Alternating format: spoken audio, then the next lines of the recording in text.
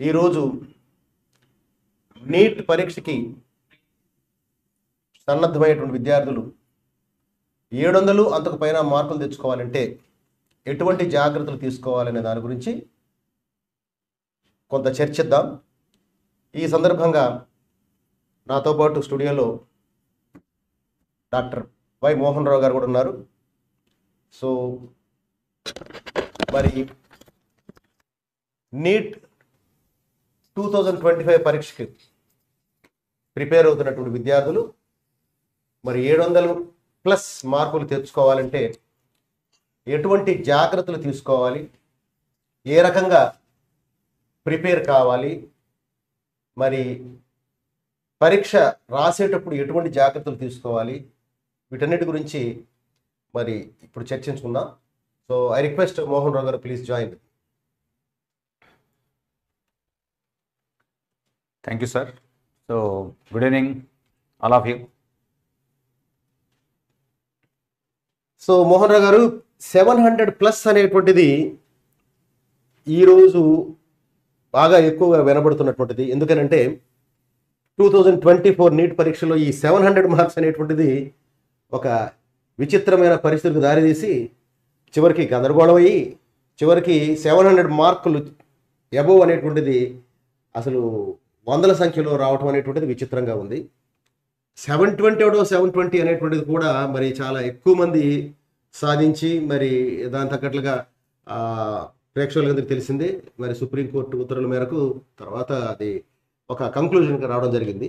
So ఈ 700+ అనేటువంటిది fancy మార్కే, కానీ రాబోయే కాలంలో మరి విద్యార్థులకు ఈ 700+ అనేటువంటిది తెచ్చుకుంటే మాత్రమే ఎయిమ్స్, జిప్మర్ ఇలాంటి సంస్థల్లో సీటు తెచ్చుకునే అవకాశం ఉందని నేను అనుకుంటున్నాను. మీరేమంటారు? అంటే మనకి నీట్ 24లో వచ్చిన 720 నంబర్ని కానీ 700+ ఉన్న నంబర్ని కానీ చూస్తే చాలామంది పేరెంట్స్ ఎక్స్పెక్టేషన్స్ వాళ్ళ పిల్లల మీద ఏంటిది కనీసం 700 కూడా రాలేదా అనే, 700 అంటే చాలా గొప్పగా చూసే రోజుల్లోంచి కనీసం 700 కూడా రాలేదా అని అడిగే విధంగా నీట్ 24 రిజల్ట్స్ దానికి సంబంధించి వచ్చిన మార్క్స్ అయితే ఉన్నాయి. కానీ ప్రతి సంవత్సరం ప్రతి పేపర్లో డెఫినెట్గా ఆ విధంగా అదే స్కోర్ రిపీట్ అవుతుందని మనం అనుకోవాల్సిన అవసరం లేదు. స్టూడెంట్స్ మీద అంత ఒత్తిడి పెట్టి 700 కంపల్సరీగా రావాల్సిందే అని అంత ప్రెషర్ పెట్టి వాళ్ళ పర్ఫార్మెన్స్ మీద అది ఇంపాక్ట్ ఉండేట్టుగా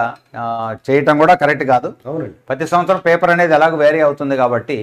బట్ ఎనీవే 700 అనేది కంపల్సరీగా ఒక స్టూడెంట్ టార్గెట్గా పెట్టుకున్నప్పుడు ఎట్టి పరిస్థితుల్లో దానికి స్ట్రిక్ట్గా ప్లాన్ చేసుకొని అది రీచ్ అవ్వగలిగిన స్టూడెంట్ డెఫినెట్గా 700+ ఆ టార్గెట్కి రీచ్ అవుతారు. కనీసం కొంతమంది చిన్న చిన్న పొరపాట్లు ఏదన్నా అనుకోకుండా చేసినా కూడా కనీసం 650+ అన్నా తెచ్చుకొని కంఫర్టబుల్గా ఏదో గవర్నమెంట్ కాలేజీలో సీట్ తెచ్చుకోవడానికి అయితే అవకాశం ఉంటుంది. కాబట్టి కంపల్సరీగా మనం 700+ అనేది ప్రతి ఒక్కళ్ళు లాస్ట్ ఇయర్ ఎక్స్పీరియన్స్తో మనం ప్రతి స్టూడెంట్ 700+ టార్గెట్ పెట్టుకొని వర్క్ చేయాల్సిందే. అవునండి, సమయం కూడా ఉంది కాబట్టి ముందు నుంచే వాళ్ళని కనుక అలా మౌల్డ్ చేసుకుంటే 10 మార్కులు అటు ఇటు ఇబ్బంది ఏం లేదు. కాకపోతే ఏంటంటే గతంలో ఇప్పుడు మీ దగ్గర ఉదాహరణకి మీరు లాస్ట్ ఇయర్ 720 అవుట్ ఆఫ్ 720 మీ స్టూడెంట్కి మీరు తెప్పించడం జరిగింది. ఈ సంవత్సరం కూడా మీ దగ్గర 720 అవుట్ ఆఫ్ 720 తెప్పించడం జరిగింది. ఆఫ్ కోర్స్ ఆ ఫిజిక్స్ ఒక్క క్వశ్చన్ వేరియేషన్ వల్ల అది 715 అయిపోయింది చివరిలో. అలాగే గోశాల నుంచి మనకి కేవలం విజయవాడ నుంచి 3 స్టూడెంట్స్ గతంలో 720 వచ్చి ఈ ఫిజిక్స్ ఒక్క క్వశ్చన్ వల్ల 715 అవడం జరిగింది. అయితే ఈ ఒక్క క్వశ్చన్ కూడా నేను అనుకోవడం ఏంటంటే, first NEET experts question paper ఇచ్చారు, ఒకటి నీట్ ఎక్స్పర్ట్స్ కీ ఇచ్చారు.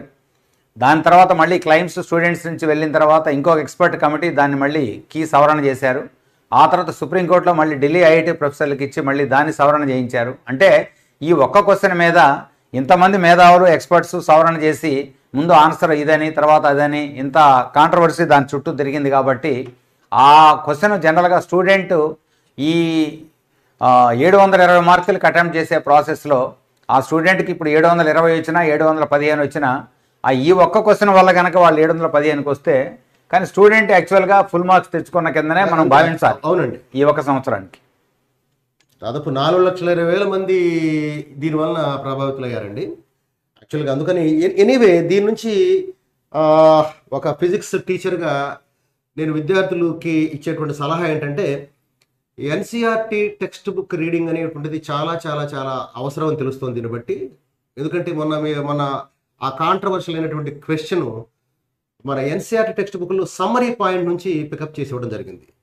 అందుకని దాన్ని దృష్టిలో పెట్టుకొని ఎన్సీఆర్టీ రీడింగ్ అనేటువంటిది గతంలో మీకు తెలుసు, మీరు బయాలజీ టీచరే కాబట్టి బయాలజీ ఒక్కటి మాత్రమే కాకుండా ఫిజిక్స్, కెమిస్ట్రీ ఎలాగో ఎన్సీఆర్టీ పుస్తకాలు చదువుతున్నారండి మన విద్యార్థులు. ఫిజిక్స్ కూడా ఎన్సీఆర్టీ పుస్తకంలో అశాంతం అంటే మొదటి నుంచి చివరి దాకా సమ్మరీ కానీ పాయింట్స్ టు పాయింటర్ కానీ వాటిని కూడా ప్రతి లైన్ కూడా చదవాల్సిన అవసరం ఉందని నేను అనుకుంటున్నాను. అంటే ఉదాహరణకి ఇప్పుడు మనకి లేటెస్ట్ ఎన్సీఆర్టీయా లేకపోతే ముందు ఎన్సీఆర్టీ అనే ఒక కాంట్రవర్సీ నడుస్తుంది మనకి ఫిజిక్స్ క్వశ్చన్ వల్ల. అవునండి. అయితే ప్రాబ్లం ఏంటంటే మనకి ఈ సంవత్సరం ఉదాహరణకి మీకు బయాలజీలో కొన్ని ఫ్యామిలీస్ అనేవి కొత్తగా యాడ్ చేయడం జరిగింది లాస్ట్ ఇయర్ కొత్త సిలబస్లో. ఓకే. అయితే ఈ సంవత్సరం ఎన్సీఆర్టీ వాళ్ళు రిలీజ్ చేసినటువంటి 24-25 లేటెస్ట్ ఎడిషన్ బయాలజీలో కూడా లాస్ట్ ఇయర్ నీట్లో ఇచ్చినటువంటి సిలబస్ ఈ సంవత్సరం వాళ్ళు ఇంక్లూడ్ చేయాల. అంటే ఇక్కడ మనం గమనించాల్సింది ఎన్సీఆర్టీ టెక్స్ట్ బుక్స్ లేటెస్ట్గా వచ్చిన వాటి ప్రకారం ఎన్టీఏ సిలబస్ పూర్తిగా లేదండి. అట్లాగే ఎన్టీఏ ఇచ్చిన సిలబస్ ప్రకారం పూర్తిగా ఈ సంవత్సరం ఎన్సీఆర్టీ టెక్స్ట్ బుక్ లేదు. ఎందుకంటే ఫిజిక్స్ కూడా తీసుకోండి, ఫిజిక్స్ పుస్తకంలో యాక్చువల్గా ఇప్పుడు మన ఈ సెమీ కండక్టర్ డివైజెస్ చాప్టర్ తీసుకుందాం. చాలా టాపిక్స్ అంటే ప్రీవియస్ ఎడిషన్స్తో పోల్చుకుంటే లేటెస్ట్గా 23-24 ఎడిషన్ తీసుకున్నట్లయితే చాలా టాపిక్లు తీసేశారండి. ట్రాన్సిస్టర్స్ తీసేశారు. కానీ దాంతోపాటు లాజిక్ గేట్స్ అనేటువంటి టాపిక్ని పూర్తిగా అసలు దాంట్లో పుస్తకంలో కొత్త సిలబస్లు లేదండి.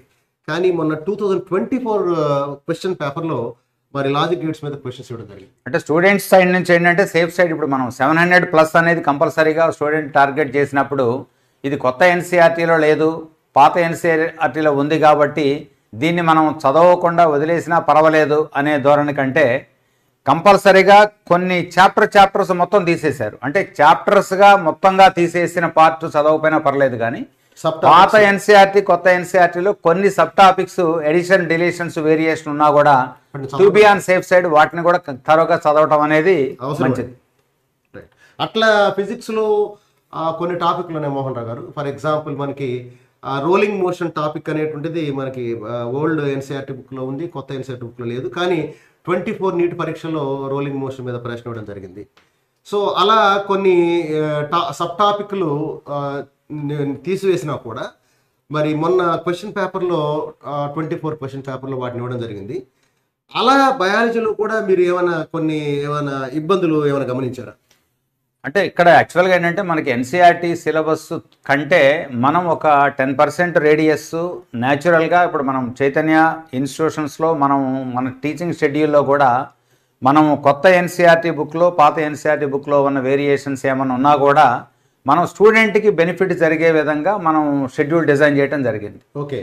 కాబట్టి మనం కొత్త ఎన్సీఆర్టీ బుక్లో లేకపోయినా కూడా మనం టీచర్ పాయింట్ ఆఫ్ వ్యూలో స్టూడెంట్కి ఇది కవర్ చేయకపోతే రేపు నష్టం జరుగుద్దేమో అని మనం ముందుగానే యాంటిసిపేట్ చేసి కొన్ని మనం టీచింగ్ షెడ్యూల్లో ఇంక్లూడ్ చేసాం.